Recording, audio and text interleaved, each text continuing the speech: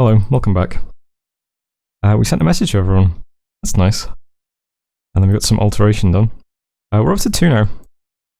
2 does give us a couple of things. We can now do mistform on people. Oh no, we can do mistform on ourselves. And mirror image on ourselves. We can do warp armor, which is the AoE 2, 100% cast time, 8 precision armor debuff. It also has combustion on it. That's something. We got quick and self for the astral guys, and greater luck for the astral guys. Some other stuff in there. But the big point is 3 that we want to get to. That gives us greater warp armor, a 25% cast time, AoE 2 armor debuff. Vapor warriors to mistform, AoE 3.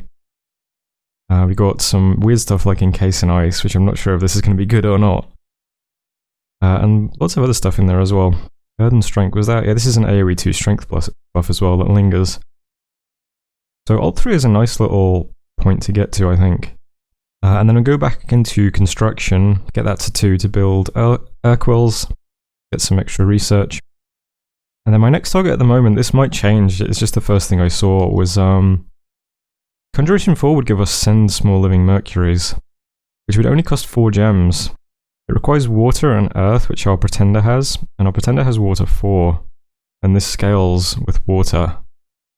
So it would send 9 size 2 living mercuries to attack a province, but they would count as independents. But I thought this might be good for, well, firstly just for taking this lake, because I think 9 living mercuries would probably kill some Amber Clan, right? It would let us get underwater.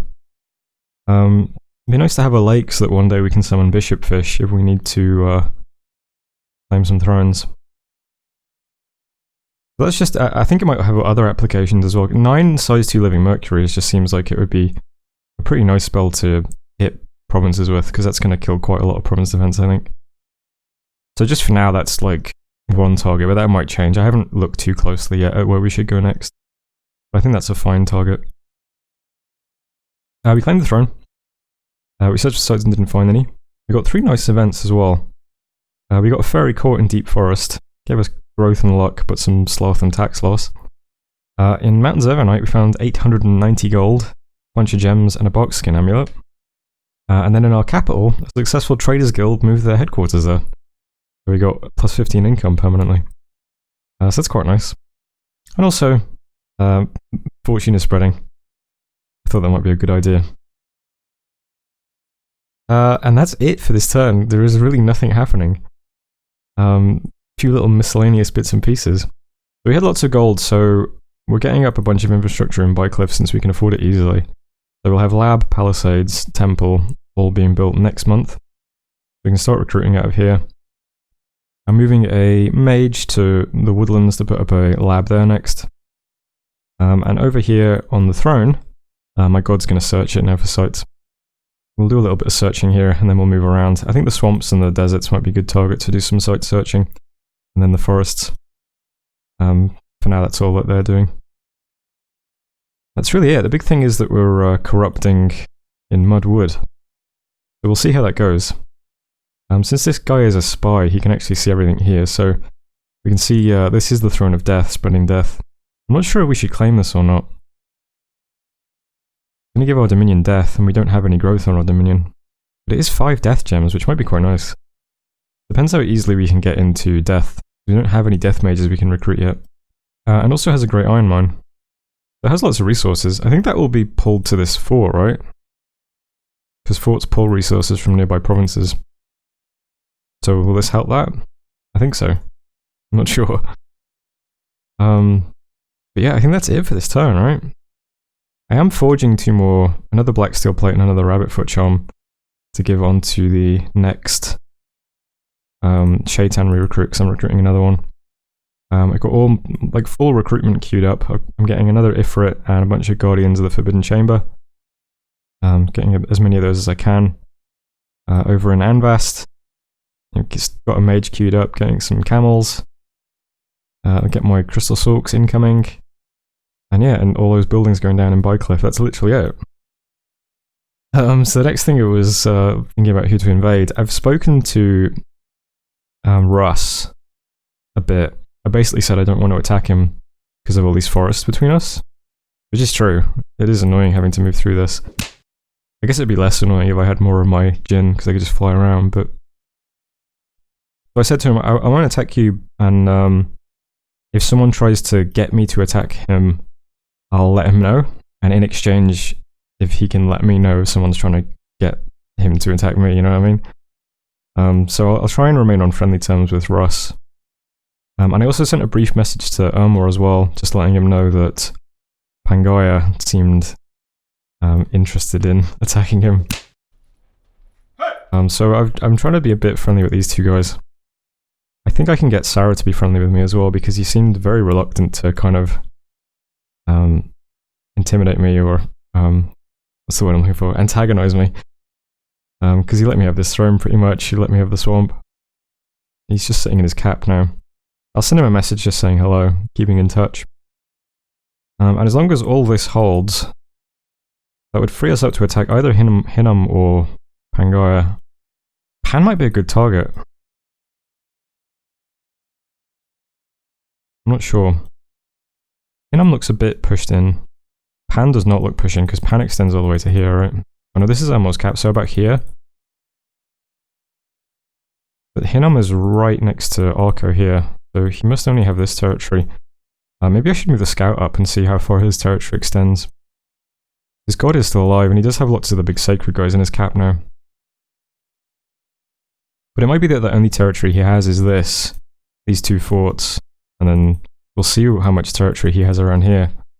If he's very pushed in, we might just try to roll him.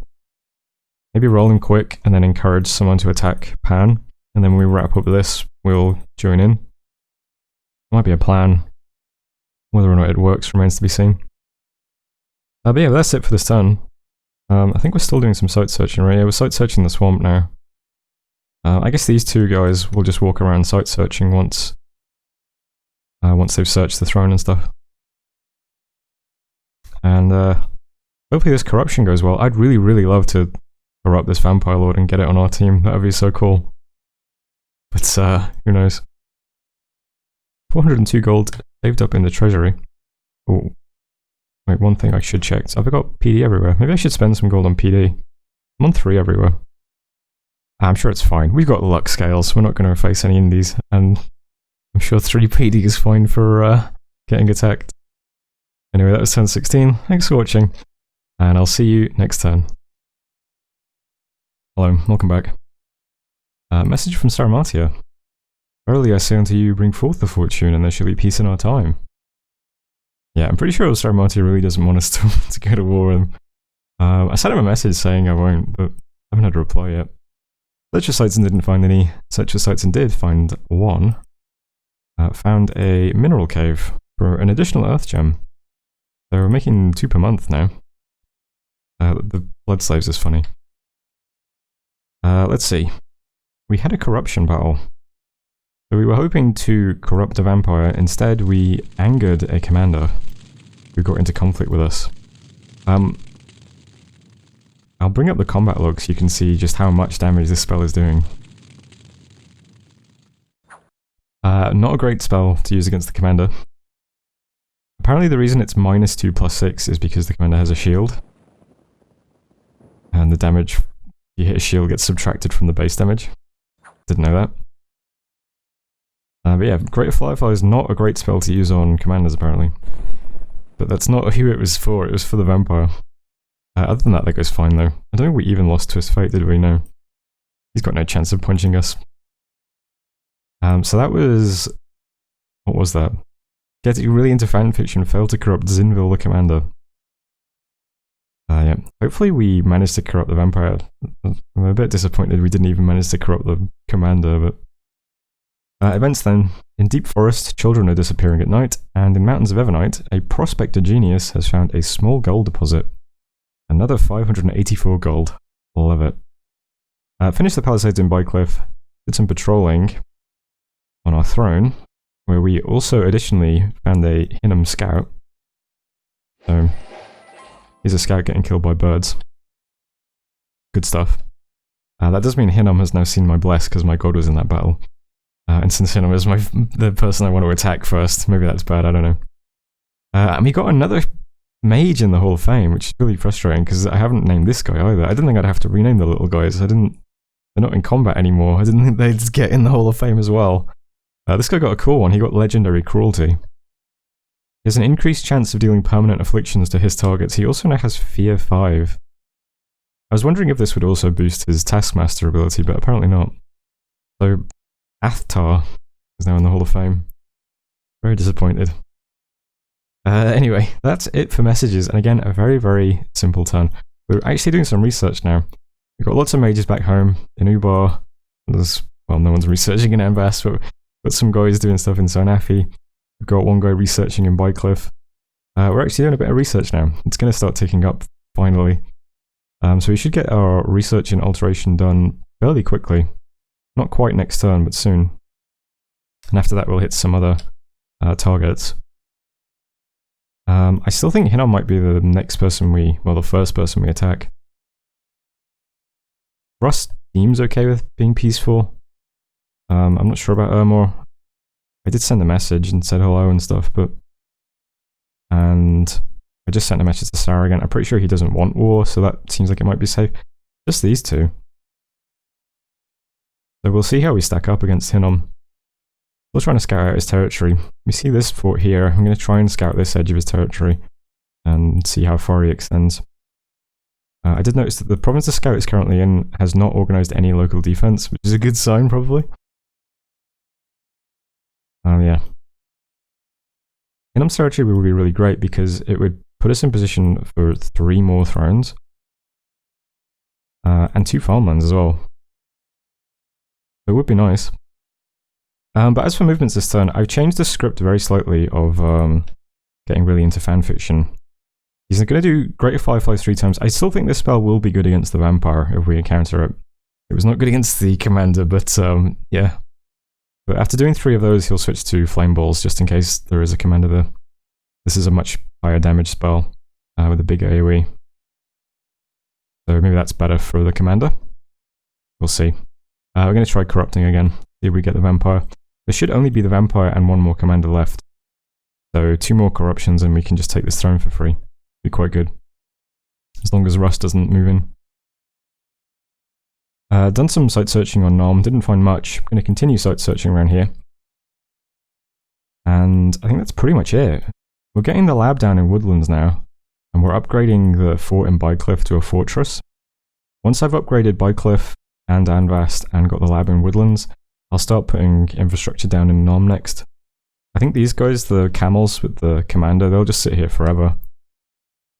I could have sworn I was moving this guy over towards the throne to build a lab and a temple there one day, but he hasn't moved, so I'm going to move him again. He's moving to the swamp this turn and he'll get to Nom eventually and help build buildings.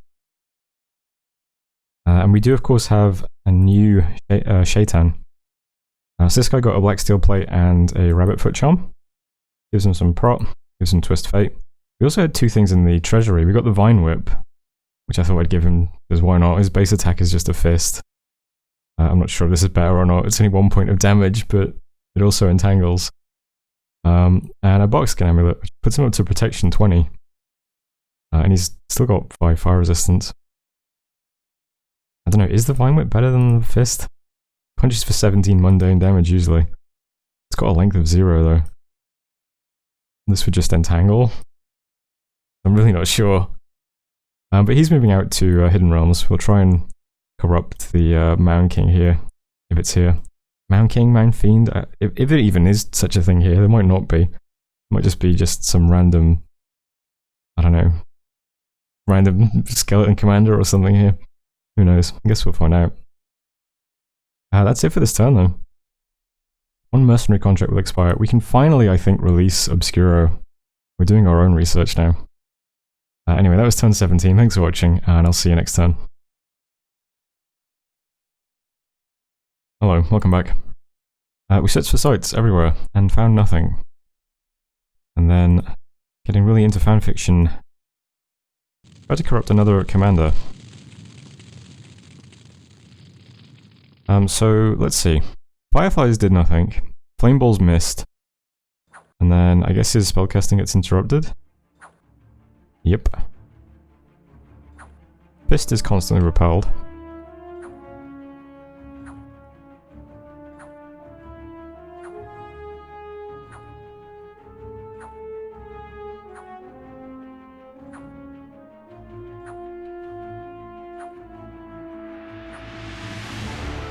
Oh, we got hit.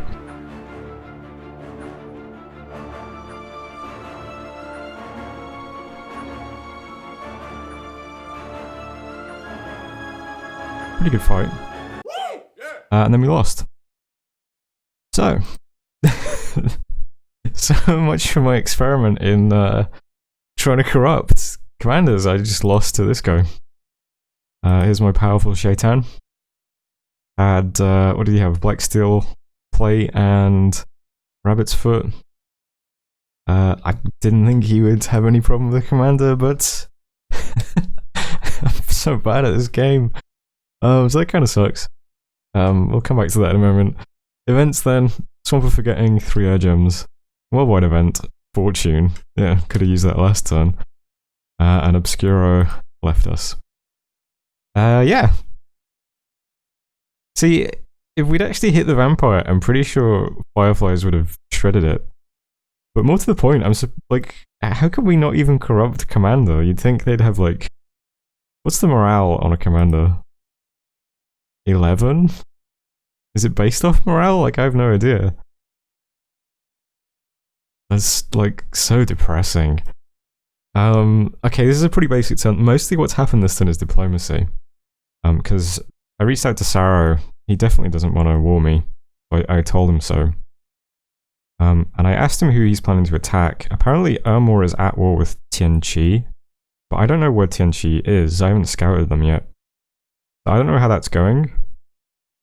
But apparently Ermor just lost a battle against TC somewhere. So I told Saro, yeah, you should, you know, help them out. Make sure TC doesn't get big if he's, like, beating Ermor or something. So that's nice. That's, like, Ermor and Saro in some war with TC. And then I went over to Pangaea and I said, hey, Pan, can you see this war between Ermor and TC? Like, I can't see it. And he's like, oh, Ermor's at war with TC? I guess that means I should stab Ermor in the back. Which is great.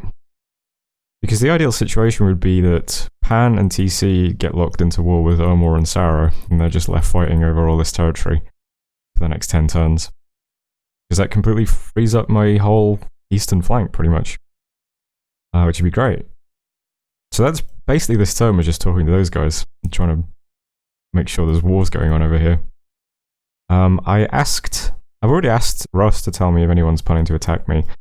I think I did the same to Sarah. I asked Sarah to tell me if anyone starts getting too big. So either of these players. And I said the same thing to Pan. Let me know if anyone's getting too big. And I'll intervene. But other than that, I'm just going to ignore that part of the world. And focus on this guy. Him looks pretty small. His territory is this. But he does have 2 fully upgraded fortresses. He's constantly recruiting scouts out of this fortress. Because I can always see the scout on the map. So one's always being recruited. Probably like more than one, actually. So I still think he's a good candidate if we can take him out quickly. I wanted to have a bunch of geared Shaitan, though, to help out with that. It sucks that we lost one. Because back in Ubar, we are building up a nice little squad of... We've got quite a few Guardians and the big Ifrit guys. I figure like one squad that's like an Ifrit and 4 Guardians plus a Jinn will just be able to take like all of these provinces on the first turn of the war, won't they? And then I just march my army over to White Harbour or Hinnom. Whatever. Should go fine. Depends what like magic people have, I suppose. We'll give it a shot anyway. I'm not going to bother trying to corrupt in the Hidden Realms because I'm scared now. But the good news is, our research is such. We're now generating 160. So we will have Construction 2 next turn. And Construction 2 will allow us to forge Stone Birds and Horned Helmets. So let's do that to make sure that our Shaitan have a bunch of additional attacks, because that'll help. So we have enough gems in the treasury. We'll have 8 pearls, which is 4 earth gems, which plus 2. So we'll have 10 earth gems, 10 air gems. That's enough to forge 2 stone birds, and we'll have 2 Shaitan. So we'll give them out, send them over to Mud Woods. 2 rounds of corruption will just end this problem for good. March in, take the throne, and then the turn after that we can march into Hinnom, I suppose. In theory. Infrastructure is all finished now in this region. Fortress is going to be finished in Anvas in 2 months, in Bycliff next month. We've got the lab and the temple done in Woodlands. We're recruiting Woodhenge Druids. We've got our Amazons going. Everyone else is recruiting. Ubar has been permanently recruiting, which is good. Next place to set up infrastructure will be Nom, but that can wait till we've got excess gold in the treasury. No rush. As long as no one over here is attacking me, it's fine. And that's it for the turn. So yeah, next turn we'll do a bit of forging. We'll set up our Shaitan properly. See how it goes. Research. So we'll have 3 next turn for mostly for Greater Warp Armor and Vapor Warriors. And then Construction 2. Conjuration 4 will be a pretty good one, I think, because there's quite a few things in here. We can summon loads of 20 fire elementals, which might be good.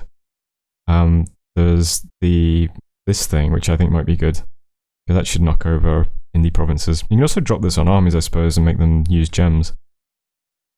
I imagine 9 living Mercuries will make armies spend gems, right? I think there was another one here as well. Oh, there's the upgraded version of Summon Phantasmal Knight, which is pretty good as well. And then once we've got that, I think we probably just blow up evocations, to be honest, and get all like big evocations. There's lots of like great stuff in fire. 50% cast time Flame Cloud that also does Burst of Stones. It's pretty good. Start forging fires and jars to drop fire orbs at my big fire casters too. Once I start recruiting them. And that's pretty much it. Yeah, this is depressing. Searching Sanguine Swamp this term for sites. That's a tongue twister. So maybe we'll find something here as well, that'd be nice. Haven't had much luck yet. We're going to be searching water, earth, nature, air, and fire. Hopefully we find something. And yeah. That's the turn. So that was turn 18, thanks for watching. And I'll see you next turn.